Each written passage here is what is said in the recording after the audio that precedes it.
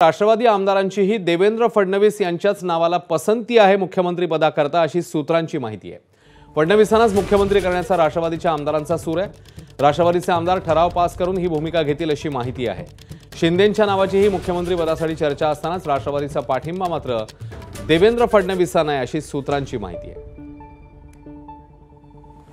राजू सोनवणे याबद्दल अधिकचे अपडेट देतील। राजू, आता राष्ट्रवादीचा पाठिंबा फडणवीसांना दिसतोय, काय नेमकी गणित आहे त्यामागची, काय म्हणतात सूत्र?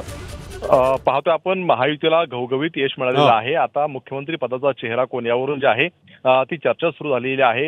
देवेंद्र फडणवीस यांचं सुद्धा नाव जे आहे ते पहिल्या यादीत मानलं जातं आणि दुसरीकडे कुठेतरी एकनाथ शिंदे ते आता जे मुख्यमंत्री आहेत त्यांचं सुद्धा नाव आहे। मात्र राष्ट्रवादीची भूमिका काय आहे तर राष्ट्रवादीच्या आमदारांमध्ये एक सूर आहे का जर आता मुख्यमंत्री व्हायचं असेल तर देवेंद्र फडणवीस यांना केलं पाहिजे, आमची पसंती जी आहे ती देवेंद्र फडणवीसांना आहे अशा प्रकारचा सूर आहे। आणि येत्या काही तासांमध्ये जे आहे ते राष्ट्रवादीकडनं अशा प्रकारचा ठराव सुद्धा केला जाण्याची दाट शक्यता जी आहे ती सूत्रांनी वर्तवलेली आहे। त्यामुळे राष्ट्रवादीचा सुद्धा जो आहे तो देवेंद्र फडणवीस यांना पाठिंबा आपल्याला पाहायला मिळतोय। मात्र अद्यापर्यंत यावरती शिक्कामोर्तब झालेलं नाहीये। आता दिल्लीतून भाजपचे निरीक्षक येतील, ते मुंबईत येऊन बैठक घेतील आणि त्यानंतर जे आहे ते शिक्कामोर्तब होईल। मात्र एवढ्या 1 ते 2 दिवसांमध्ये सगळी ही सूत्र हलणार आहे आणि त्यामध्ये राष्ट्रवादीची भूमिका सुद्धा आपल्याला पाहायला मिळते की देवेंद्र फडणवीस यांना मुख्यमंत्री पद जे आहे ते द्यावं अशा प्रकारची जी आहे ती भूमिका आहे। आपण सकाळपासून पाहतोय की भाजपच्या आमदारांची सुद्धा भूमिका तीच आहे की मागच्या वेळी 105 आमदार निवडून आल्यानंतर सुद्धा देवेंद्र फडणवीस यांनी बलिदान केलं होतं, त्याग केलं होतं। आता मात्र जे आहे ते देवेंद्र फडणवीस यांना मुख्यमंत्री करावा ही जशी भाजपच्या आमदारांची मागणी आहे किंवा भूमिका आहे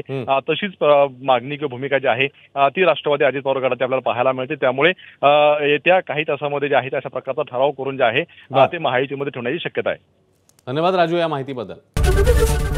एबीपी माझा, उघडा डोळे बघा नीट।